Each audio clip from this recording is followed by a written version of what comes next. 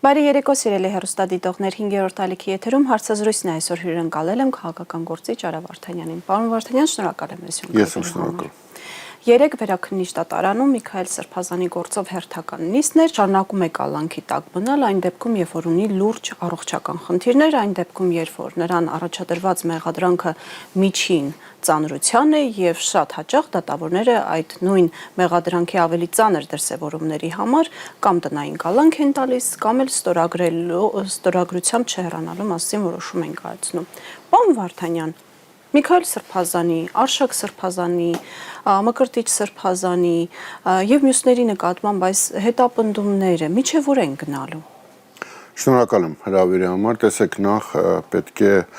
անպայման ասեմ, որ մեծ ցավ եմ ապրում, երբ որ հետևում եմ այս ամբողջ process-ին, բայց պետք է նաեւ գիտականորեն մոտենալ այս ամեն ինչին եւ հասկանալ իսկ ինչ է իրականում տեղի ունենում։ Իրականում process-ը, որը Նիկոլը սկսեց կռվով ի հանդեպ մեկ անձի, այն է Վեհապար Հայրապետը, եւ խոսքը գնում էր նրա մասին, որ սա հարձակում է ոչ թե հայ առաքելական եկեղեցու, այլ կոնկրետ մեկ անձի վրա, որը ըստ իրենց խախտել է եկեղեցական կանոնները, այսինքն դա էր, չէ, ամբողջ PR-ը սկզբում, բայց մենք տեսանք, թե ինչպես այդ իրենց կողմից հենց նախատեսված PR աշխատանքը փլուզվեց, երբ որ հարձակումը սկսեց ամբողջ եկեղեցու վրա, եւ այսօր արդեն մենք ցավոք սրտի ականատեսնենք 4 սրբազանների կալանավորված լինելուն եւ ունենք մի աննախադեպ իրավիճակ, երբ որ իրենցից մեկը Միքայել Սրբազանը ցավոք սրտի արդեն ունի վճիռ, որով դատապարտվել է 2 տարի ազատազրկման։ Ընդ որում պետք է նաև ասեմ, որ այս ամբողջ process-ում նաև մեր հասարակության համար շատ կարևոր միգուցե բացահայտումներ են տեղի ունենում այն առումով, որ Միքայել Սրբազանի շատ ավելի մեծ ճանաչումը բերեց այս process-ը։ Իհարկե մարդկանց մեծ մասը իրեն ճանաչում էին, բայց չէին ճանաչում իրեն այսքան խորը, չէին ուշադրություն դարձնում նախկինում իր տված ասոլիցներին եւ ինտերվյուներին եւ իրոք մեկը ես անձնապես միշտ ճանաչելով իրեն հիմա շատ ավելի ուշադիր կրկին վերանայում եմ նախկինում իր տված հարցազրույցները, շատ ավելի խորն եմ նայում եւ այդ առումով իհարկե ես շնորհակալ եմ Նիկոլին, որ նա ցույց է տալի մեզ, թե ինչպիսին պետքա լինի իրական հայը իդեմս Միքայել Սրբազանի եւ այլ սրբազանների։ Սա կարևոր process է։ Սրբազանին ազատությունից զրկելով ընդհակառակ այն մարդկանց, ովքեր չէին ճանաչում կամ Տեսեք, ես կարծում եմ իրեն դրանով ավելի շատ ազատություն ընտրել եւ նաեւ մեզ թույլ ընտրել, որ մեր աչքերը բացվեն եւ մենք շատ ավելի խոր ուսումնասիրենք եւ շատ ավելի լավ հասկանանք այս անձանց։ Բայց նաեւ վերադառնալով եկեղեցու հանդեպ կռվի, չեն կարող մոռանալ, թե ինչ էր տեղի ունեցել այդ հարձակումը եկեղեցու վրա սկսվեց Ադրբեջանի հոգևոր առաջնորդի խոսակցությունից հետո, երբ որ նա բացահայտ կերպով վարկաբեկում էր հայ առաքելական եկեղեցին եւ իհարկե Վեհապար Հայրապետի Շվեյցարիա կատարած այցից հետո Պարոն Վարդանյան, ԿՊԱ-ական նախարար Արսեն Թորոսյանը հայտարարում է, որ օրենքով հստակ սահմանազատված չէ պետություն եւ եկեղեցի այս սահմանագիծը եւ պետք է օրենքով դա լինի, օրենքով պետք է պաշտպանվեն հոգեվորականների իրավունքները, նշում է, որ նրանք ստիպված են ծերության թոշակ ստանալ, որը ամենացածրն է, այսինքն խոսում է հոգեվորականների աշխատանքային իրավունքների պաշտպանության մասին։ Այստեղ ինչ եք կարծում, այն այդ դրսից եկող հրահանգն է, թե նաեւ Հայաստանի սահմանադրությանը ծանոթ չլինելու կամ հենց հայ առաքելական եկեղեցու բնույթի էությանը ծանոթ չլինելու մասին։ Տեսեք, դրված է նպատակ թույլաtsնել, եթե ոչ ամբողջությամբ վերացնել հայ առաքելական եկեղեցին։ Ինչի է դա դրված։ Դրված է առաջին հերթին մեր թշնամիների կողմից եւ իրենց տեսանկյունից շատ հասկանալի խնդիրներ ունեն։ Իրենք հասկանում են, որ այսօրվա պաշտոնական Հայաստանը, իսկ ես պաշտոնական Հայաստանի մեջ ներառում եմ նաեւ առաքելական եկեղեցին, որտեվ ի վերջո որպես երկրի կողմից ինչ որ հայտարարություններ անող ինստիտուտ նաեւ հայ առաքելական եկեղեցին։ Հատկապես հիմա։ Այո, եւ այդ պաշտոնական ինստիտուտներից միայն մեկն է մնացել, որը խոսում է արցախահայության իրավունքների կամ վերադարձի իրավունքի մասին։ Ադրբեջանին դա ձեռք չի տալիս։ Սա հասկանալի է, այսինքն եթե մենք փորձում ենք հասկանալ, թե ինչի է դա պետք Ադրբեջանին, ապա շատ հասկանալի է։ Մի այլ հարց է,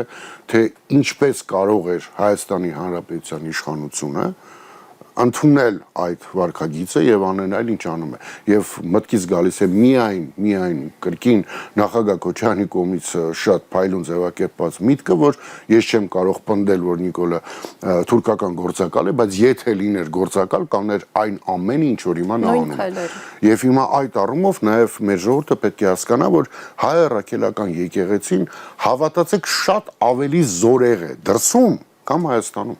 Մենք ինքներս լինելով Հայաստանի Հանրապետության քաղաքացիներ եւ հայ առաքելական եկեղեցու հետևորդներ, մենք չենք պատկերացնում մեր հայ առաքելական եկեղեցու ուզորությունը։ Մենք չենք պատկերացնում եւ չենք գիտակցում, որ վեհապար հայրապետը իրականում համաշխարհային մակարդակով կարող է լուրջ խնդիրներ ստեղծել Ադրբեջանի համար։ Կարող է, իզորու է եւ ստեղծում է։ Այդ դա է պատճառը, որ այլ երկրում որոշման են եկել, որ պետք է ոչնչացնել հայ առաքելական եկեղեցին։ Նիկոլին մի կողմից ձեռք է տալիս այս ոչնչացման process-ը երկու անգամակով։ Առաջինը նա ստանում է Ադրբեջանից եւ Թուրքիայից օգնություն նախընտրական process-ում։ Իդեպ Թոմաս Դևալը հայտարարեց, որ Թուրքիայի համար իդեալական գործընկեր է Փաշինյանը։ Դա ակնհայտ է։ Եվ երկրորդը Նիկոլը ունի խնդիր, որը կոչվում է հայկական սփյուռք։ Այդ խնդիրը կրկին Նիկոլի գլխին Թուրքիայից եւ Ադրբեջանից են բերել։ Նիկոլը եկեղեցին փչացնելով, եկեղեցին պախարակելով, եկեղեցին քանդելով, քանդում է հիմքում նաև սփյուռք կոչեցված ի վերջո եկեղեցին դա միայն Հայաստանի Հանրապետությունը չէ, դա համայն հայությունն է, աշխարհով մեկ սրբրած շուրջ 8-ից 10 միլիոն մեր հայրենակիցներ են։ Որոնք որ եկեղեցին կատարում է հայապահպան դեր, իհարկե հայապահպանության գործառույթ, միասնության գործառույթ, այսինքն Նիկոլի դեմ դրված բոլոր խնդիրները նա կատարում է։ Շատերը չեն գիտակցում, որ ԱՄՆ-ում հիմա ձևավորված թուրք օզի կողմից, այո, դա հայկական արշավի հիմքում նաև սփյուռքի, հայկական սփյուռքի գործոնի։ Եվ այդ առումով գիտեք ինչ, երբ որ մենք տեսնում ենք, թե իրոք առողջական խնդիրներ ունեցող սրբազանը, երբ որ հայտնվում է ճաղերի հետևում, դու հասկանում ես, որ դու այլևս ոչ թե Հայաստանի Հանրապետությունում ես ապրում,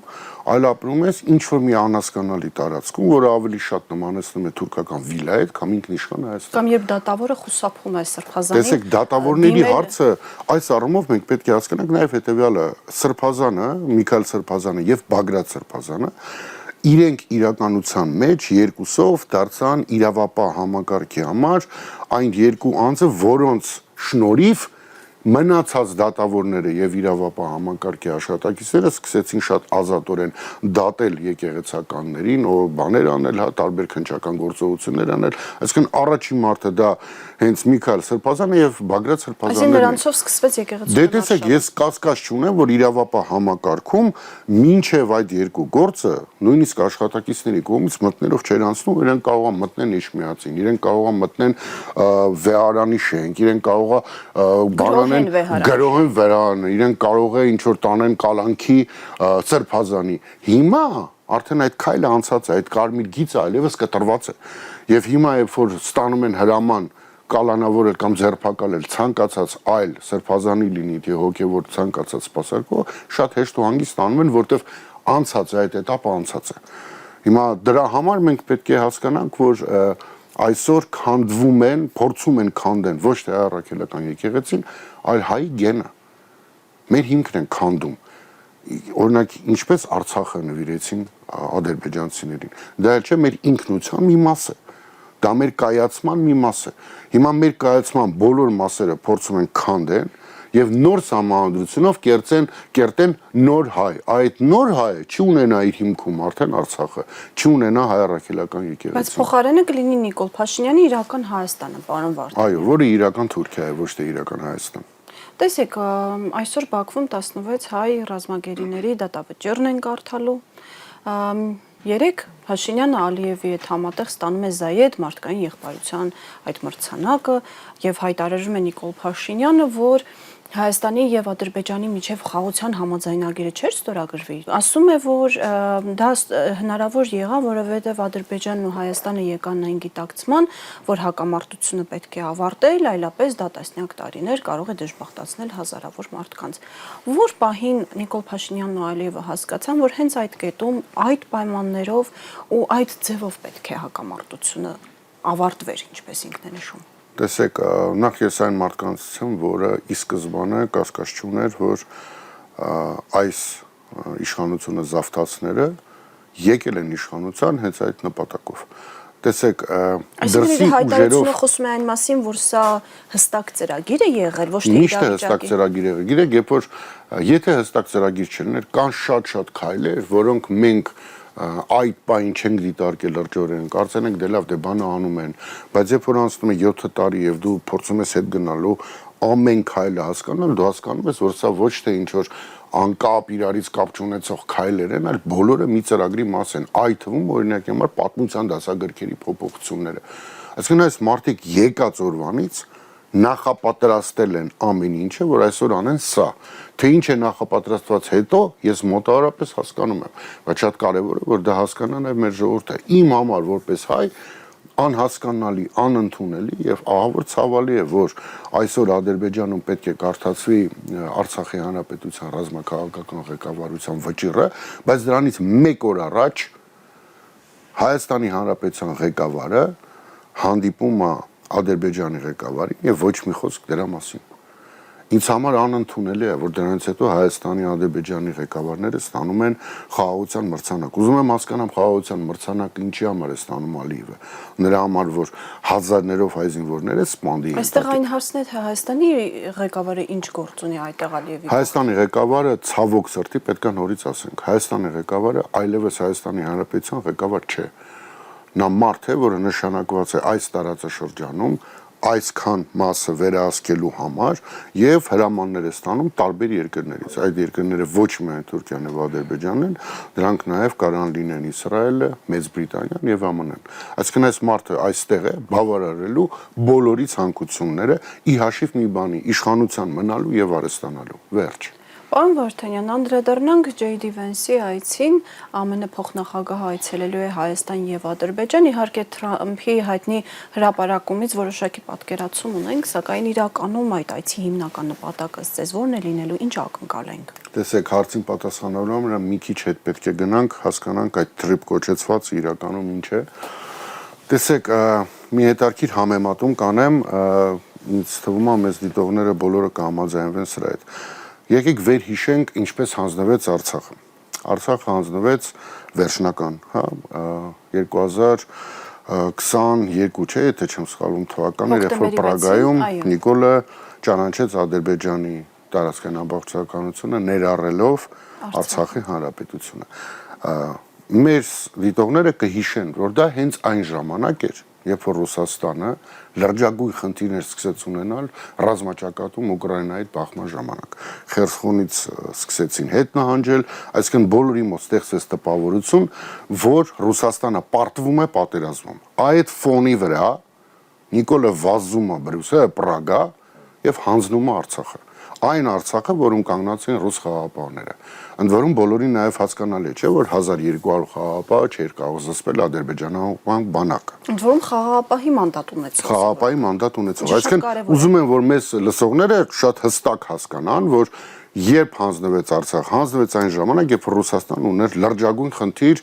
առաջի գծում։ Հիմա գալիս ենք այս ժամանակները։ Իրանում, Իրանի Իսլամական Հանրապետությունում օրեր առաջ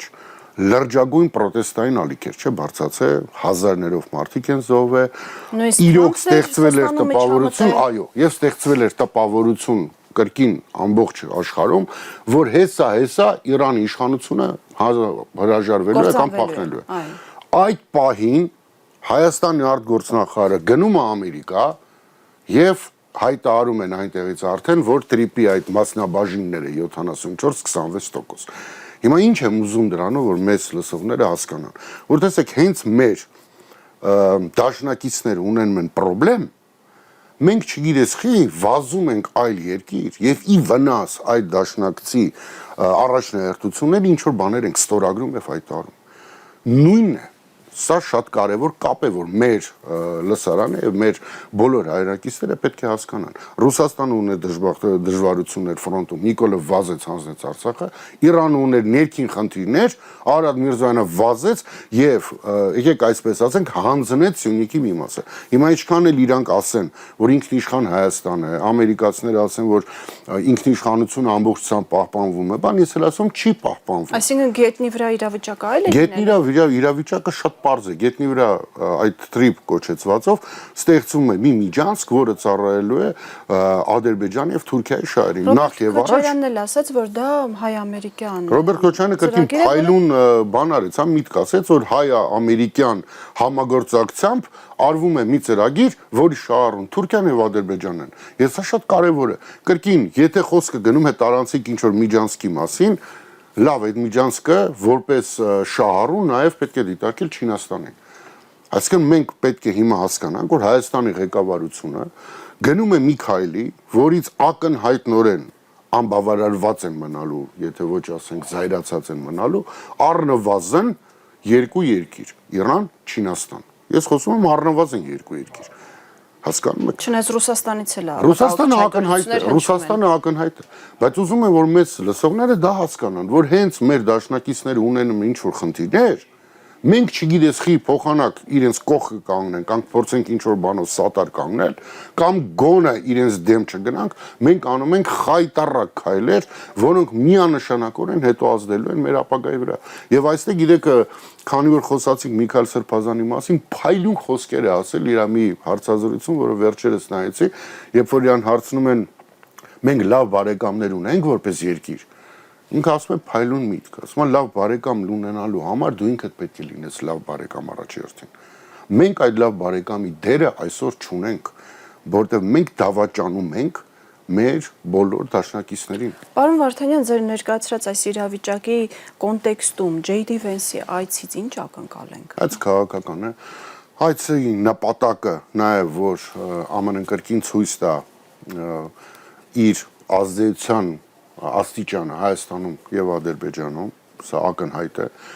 Ադրբեջանի հետ ես կանխատեսում եմ, որ իր այցի ժամանակ շատ ավելի լրջագույն հարցեր են քննարկվելու, տնտեսական ներդրումներ եւ այլն եւ այլն։ Հայաստանում կարող է ձևական ինչ որ տրիպի առաջին քարը դնեն կամ ինչ որ մի տենց արարողություն անեն, բայց իրականության մեջ այն հանգամանքը, որ Տրամպը հանդիպել է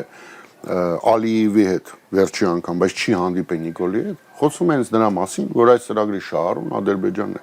եւ Ամերիկան իր բոլոր քաղաքական նկարտումները եւ հետաքրքրությունները շարունակելու Ադրբեջանի հետ։ Մեզ մեկ ու մեջ ուղակի կրկին ինչ որ բաներ են, կներեք, բառամար կուտ են տալու։ Հայկա ջան, մեռասելով դա, բայց մեր ժողովուրդը պետքա մի քիչ պատմություն կարդա 1920-ական թվականներ։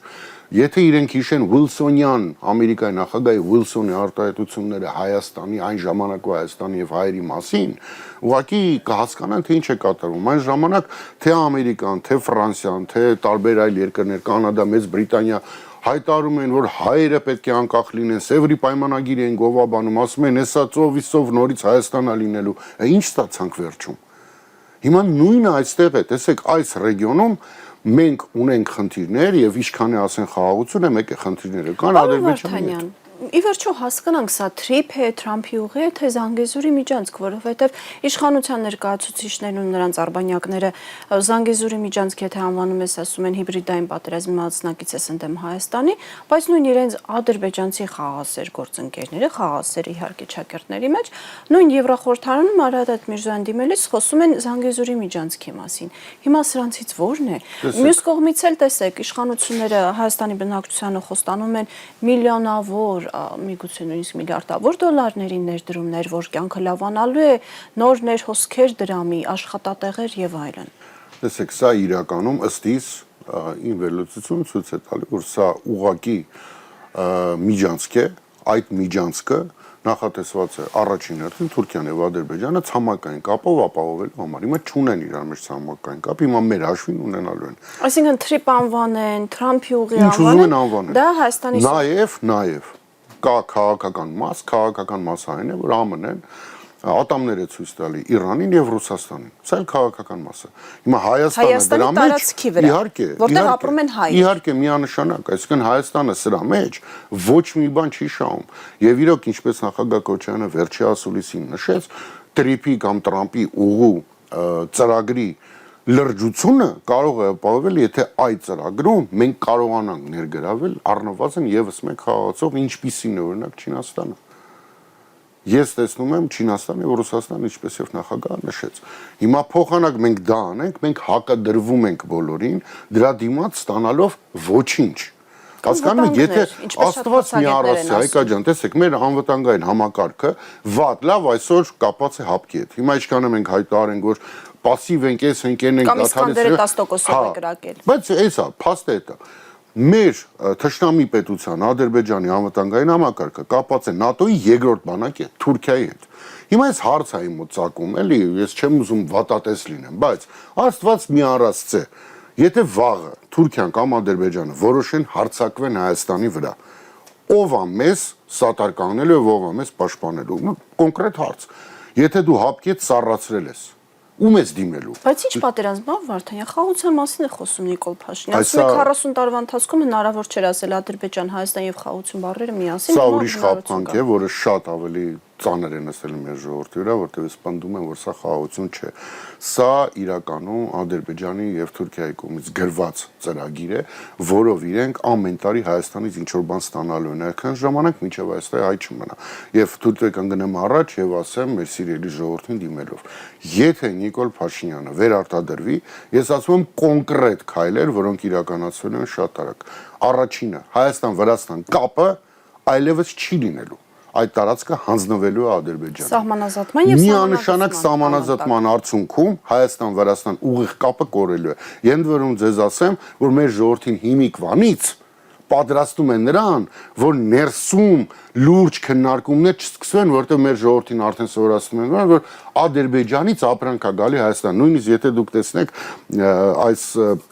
Նիկոլների տարբեր տրամաչափի Նիկոլների հայտարարությունները, իրենք շատ հաճախ չեն ասում Վրաստանի տարածքով։ Իրենք ասում են Ադրբեջանից Հայաստան, Գևորգ Պապոյանը հայտարարեց, որ լցակայաններում բոլոր լցակայաններում լինելու է ադրբեջանական բենզին։ Սա կրկին քաղաքական process է գնում, ժողովրդի ուղեղները լվանում են եւ դրա համար օրինակի համար պետական պոակը, որը առաջ պայքարում էր ադրբեջանական դեզինֆորմացիայի դեմ, այսօր 800 միլիոն դրամ է կարծեմ կրկին ստացել, որպեսզի մեր ժողովրդի ուղեղները լվանան։ Հիմա մեր ժողովրդին ինչ են անում։ Ուղեղներում ամրապնդում են, որ Բաքվից Հայաստան գալիս է ապրանք, որը օքեյ է, լուբոյ իշխանության, ցանկացած իշխանությունով կարող է դա տեղ ունենալ, բայց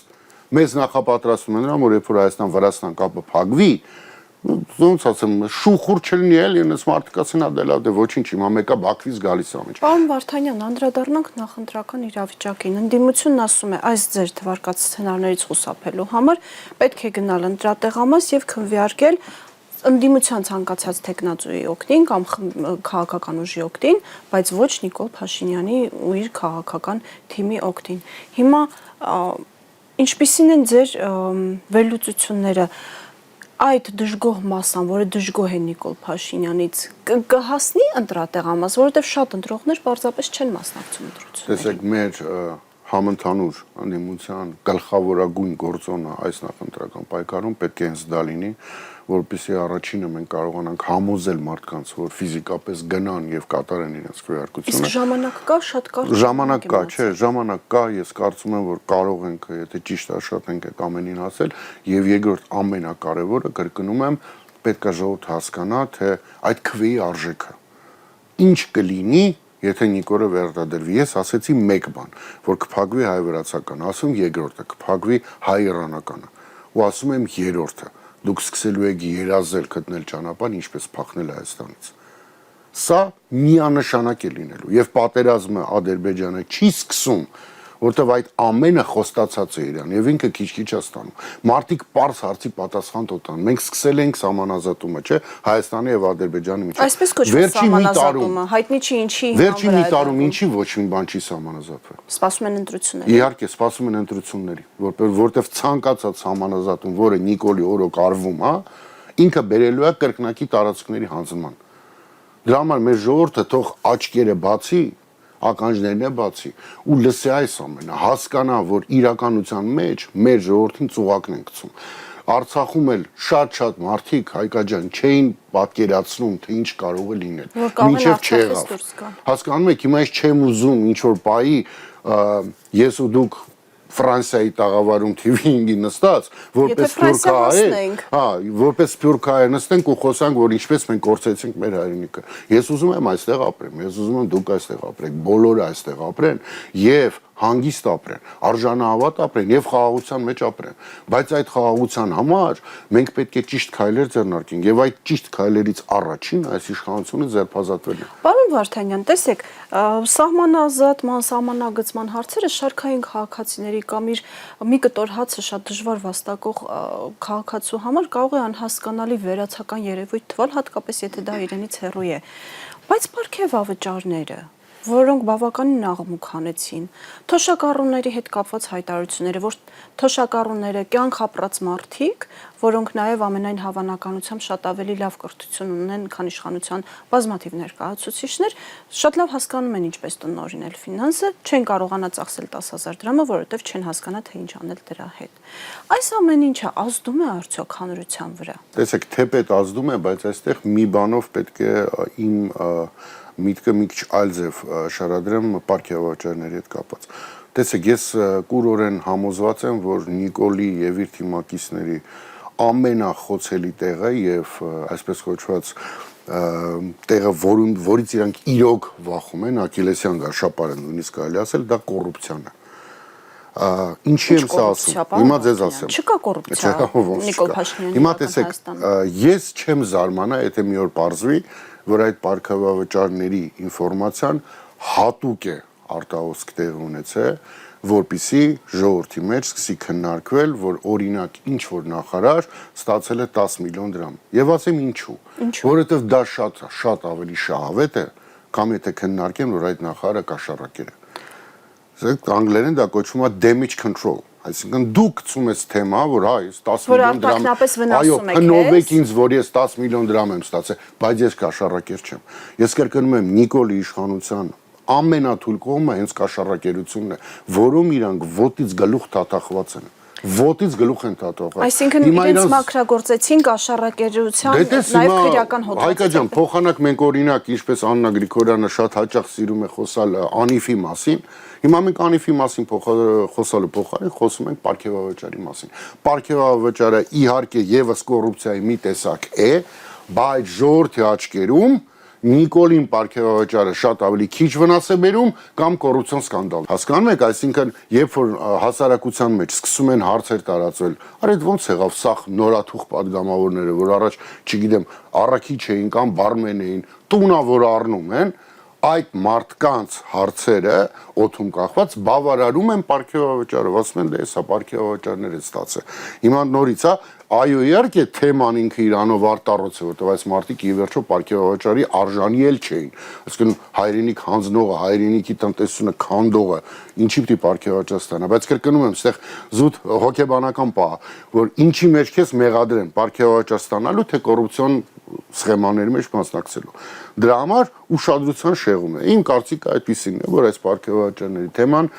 իհարկե ապագայում պետք է քննվի, ոնց ինչ, բայց իրականում այդ թեման շեղում է գլխավոր նպատակից իրանց, դա կոռուպցիան է, որի մեջ իրենք բոլորով թաթախված են եւ կասկած չունեմ դրա մեջ։ Անիֆը դա մի անուն է, որը արդեն մեր ժողովուրդը բոլորը գիտեն, որ անիֆով չեմ հիշում 50 թե 60 միլիոն դոլար անհատեցել է, մինչև 80 միլիոն դոլար։ Բայց դա մի թեմա է։ Իսկ դուք պատկերացնում եք, եթե իշխանությունը երբ որ փոխվի, ինչերա ի հայտ գալու։ Հիմա այդ ամեն ինչը այսօր կոչկելու համար պարգևավճարների թեման գցում է դաշտ եւ ժողովուրդը սկսում է քննարկել, որ խիպտես նախարարը 10 միլիոն դրամ պարգևավճար ստանա։ Բա որ պարզվի որ այդ նախարարը 100 միլիոն դոլար կաշառք կստացի Արցախ հանձնելու համար, օրինակ։ Հասկանում եք, դրա համար այս հարցով կրկին մեր ժողովուրդը պետք է